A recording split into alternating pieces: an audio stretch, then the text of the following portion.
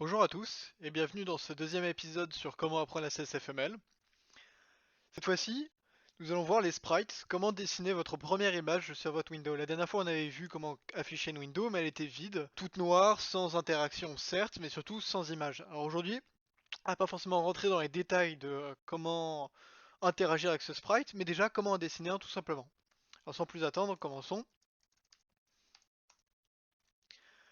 Alors la seule chose qui a changé par rapport à la dernière fois, c'est que la création de la window, je l'ai placée dans une fonction, mais sinon rien ne change, ne vous inquiétez pas. Je vais aussi rajouter ces deux petites variables que nous allons voir en détail ensemble. Alors une sprite, elle ne peut pas fonctionner tout seul.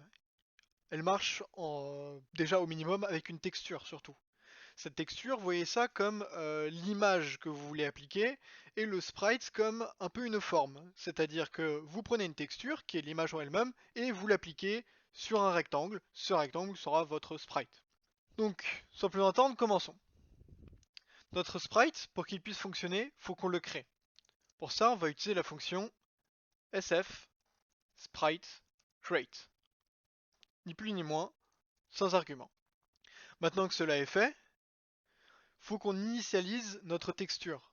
C'est-à-dire qu'on va lui dire quelle image on veut. Alors pour cela, moi j'ai téléchargé préalablement une image juste ici. Bien sûr, vous devez télécharger l'image, pas forcément un PNG, ça peut être un JPG. Et on va utiliser la fonction sf texture create from file. Alors, quel argument est-ce qu'elle prend? Le premier argument, ça va être le chemin vers votre image. Moi actuellement, elle est là où je suis. Donc c'est myimage.png. Son deuxième argument, on va le laisser en nul pour cet épisode. Dans un épisode prochain, nous verrons qu'est-ce qu'on peut mettre à la place, mais pas dans celui-ci. Maintenant, nous avons une texture qui prend bien notre image en paramètre, et nous avons une sprite qui a été créée, mais en aucun cas ils ont été reliés. Alors faisons ça. Comment faire en sorte que on dise à la sprite tu vas prendre telle texture? Alors pour cela nous allons utiliser la fonction sf sprite set texture avec un E minuscule. Et en premier argument le sprite qu'on désire, mySprite. Deuxième argument notre texture, myTexture. Et en dernier, sans rentrer dans les détails, je vais mettre sffalse. Nous verrons dans un prochain épisode à quoi est-ce que cet argument correspond. Maintenant, nous avons notre texture, notre sprite qui a bien une texture qui lui est appliquée, mais il nous faut dessiner cette texture. Et bien sans plus attendre, faisons-le. Alors pour dessiner notre sprite, on va utiliser la fonction sf render window draw sprite.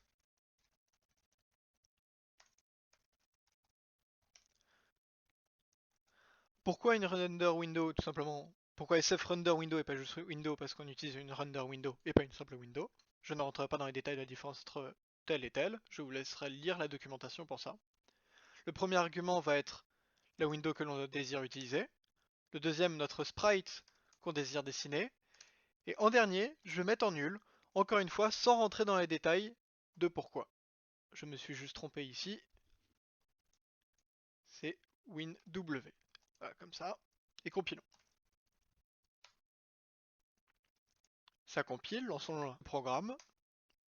Et voilà, nous voyons notre sprite qui s'affiche. Alors, il est vrai que pour l'instant, il se met dans le corner en haut à gauche de l'écran, parce que ce sont tout simplement les coordonnées 0, 0, là où est ma flèche. Et nous verrons tout de suite comment déplacer ce sprite, du moins comment le mettre à la taille que l'on veut et à la position que l'on souhaite.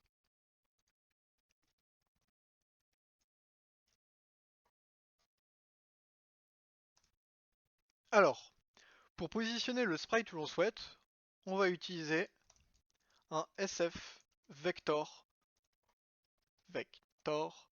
de f. F pour float. On va appeler myPose pour myPosition. On va l'initialiser à pourquoi pas 1000 en 500 avec la coordonnée de x puis la coordonnée de y.